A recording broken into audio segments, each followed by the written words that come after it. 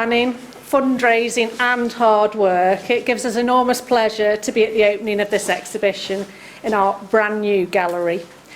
Before we move on to the exhibition and Arthur Berry, Delith and I, as Culture and Art managers, want to say something a little bit about the gallery itself. It's dedicated to the memory of Jim Wayne. Now, Jim was a well-known figure in the town, a businessman and friend of the museum.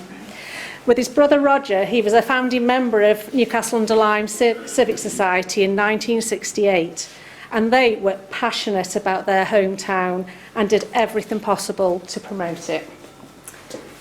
Incidentally, there's another connection with the museum because Jim's father, Clement Wayne, was instrumental in setting up the museum in 1943 in Lancaster Buildings.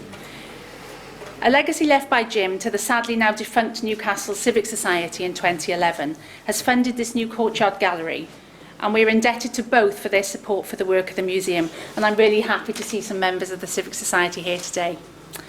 I would also like to thank the National Lottery Heritage Fund and lottery players and Amanda Bromley from Barewall for letting us open our new gallery with such a prestigious exhibition. I would now like to hand over to Councillor Jill Waring, who is our portfolio holder for Leisure, Culture and Heritage, to say a few words. Hello, good morning everyone, and it's just such a pleasure to see so many people here today. I've had the greatest pleasure in working with Delith and Tess on the redevelopment of the building, and I've watched it grow over the months. And to see so many people here today and to be open, we had a small opening ceremony just before Christmas, but it's like the heart is now beating again in this beautiful building, in this beautiful part of Newcastle, and it really is the jewel in the crown of Newcastle. So I'm so happy to be here today, so happy to see so many people. Great things to come with this building, so watch this space. Thank you.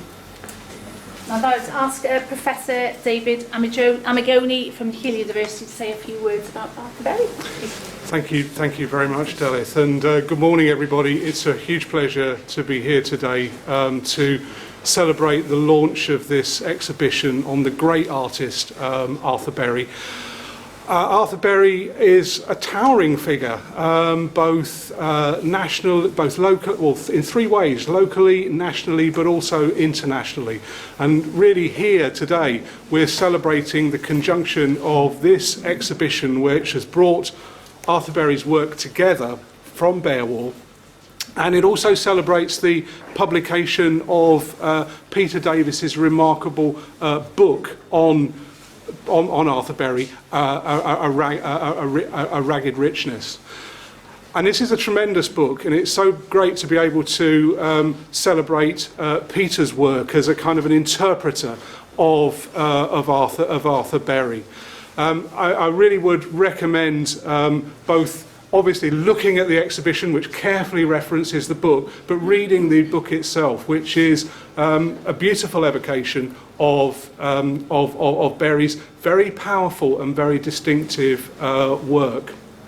And then, just finally, a few points about what I see as the sort of significance of this moment.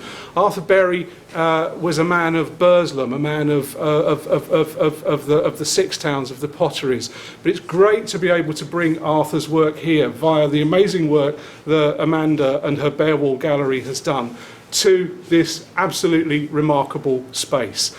So good for us as the local university to see this space, an important civic space, which we look forward to working with ourselves. So really enjoy the exhibition today. Congratulations to Amanda and to Peter and everybody who has had such an important role in bringing this exhibition to us. Can I ask Amanda Bromley from Barewall to say a few words about the exhibition? Certainly. Thank you. I'll just remove this mask so you know what I look like. But it's so lovely to see you all here today in this amazing space. I'm director of Barewall Art Gallery, and I'm honoured to have put this exhibition together. Thanks to the Brampton team. And for hosting Arthur Berry to open this beautiful new premier gallery space for North Staffordshire. The book Arthur Berry, A Ragged Richness was a 2-year project, and I'd like to thank Peter Davies, author and art critic, who is here with us today and will be signing books shortly. Fantastic job, Peter. I don't know how much longer I think we nearly run out. I'd also like to thank Northern art historian and podcaster and Berry collector Anthony Cosgrove, and who's written the introduction to the book, and he's been a good friend now over a few years, and you helped to bring this project together with contact with Peter and so on. So really thank you for that. Simon Bishop, who has done a really elegant design and professional production and on the production advice, thank you. And Jane Wood for your sterling editor job and your professional guidance on the project. We couldn't have done it, I don't think, without you, and I think it's that you've all really made a quality item that is to be enjoyed and will leave a wonderful legacy ongoing, I think, for North Staffordshire's art scene, and break it into the national art world, really. So I'd also like to thank Romy Cheeseman and Ray Johnson for your contribution to both the book and the show, and your ongoing helping us to discover Arthur's world. And of course our thanks go out to the estate of Arthur Berry and Cynthia Berry, who has kept Arthur's work together for all these years, and without her determined secure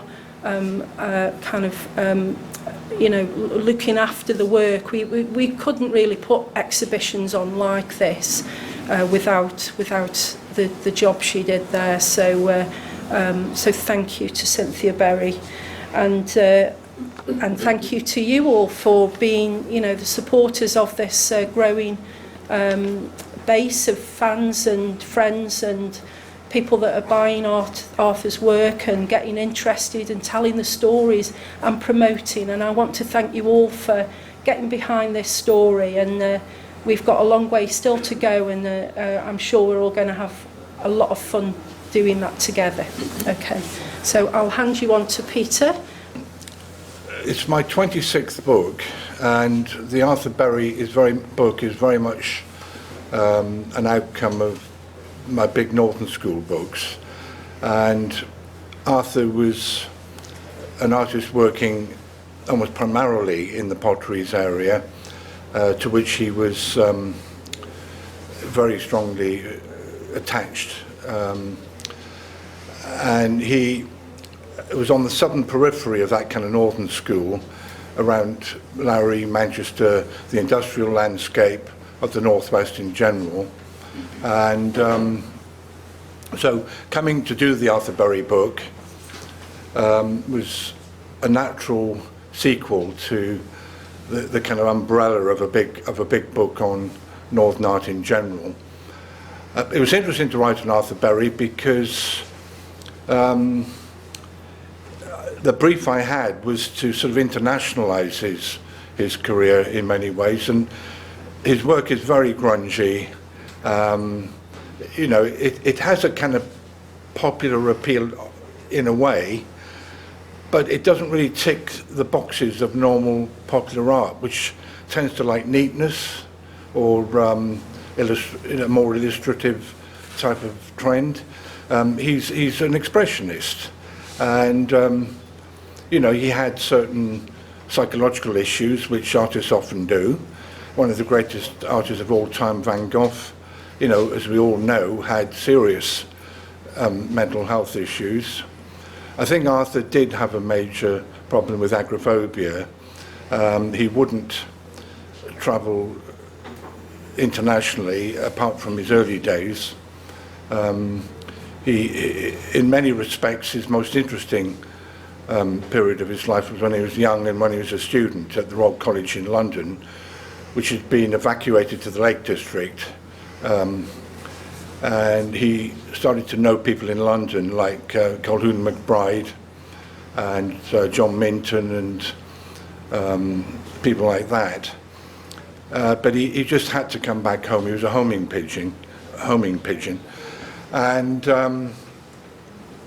but I think his work kind of does, in the book, you know, I've taken pleasure in, you know, comparing his work and illustrating the work of people like Jean-Michel Basquiat in New York and Jean de Buffet in Paris, you know, similarly expressionist artists who were kind of on the edge in some respects, outside the ethos.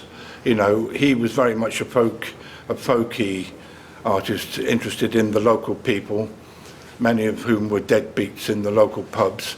I personally would have preferred it if he had done more work to do with the wonderful bottle kilns and other factories and industrial features of the architectural landscape in this area, because I particularly as a printmaker myself like architecture, so I would have preferred more of that in his work. But he, you know, he was a dramatist, playwright and a poet, and I think he I think people were sort of interested in him. I think, you know, he watched them, observed them in pubs, in the marketplace, and obviously, not surprisingly, his work focused on the idiosyncrasies of the local character. And those characters were very much part and parcel of the post-industrial kind of crisis, if you like. You know, the end of the great production of the potteries area and unemployment and the different, you know, political outcomes of all that. So, you know, it's all wrapped up in his work. And it was a real pleasure to do the book. And of course, as has already been mentioned, I owe a great deal to Amanda Bromley at the Barewall Gallery, who represent his work, to Ant Cosgrove, who's a real good friend and facilitator of Northern art. My designer, Simon Bishop in Bristol, who is just a brilliant book designer, and Jane Wood, who was a wonderful editor and indexer. Those people really helped me to make this book such a volume of excellence. You know, we can all be proud of, I think. Very happy with that. And this is a really good turnout, you know, excellent turnout, so very happy occasion.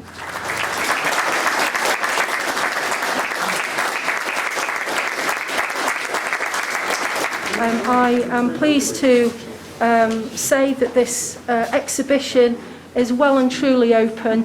It is on for 6 weeks until the 6th of March, and there is a programme that goes along with the Brampton. They have actually made it an Arthur Berry season, so there's a number of other activities and events that you can come along to and enjoy and take part in, so please watch out for those. But please buy the book, please support this wonderful artist and his story, and all the people involved in it. Thank you very much for coming today.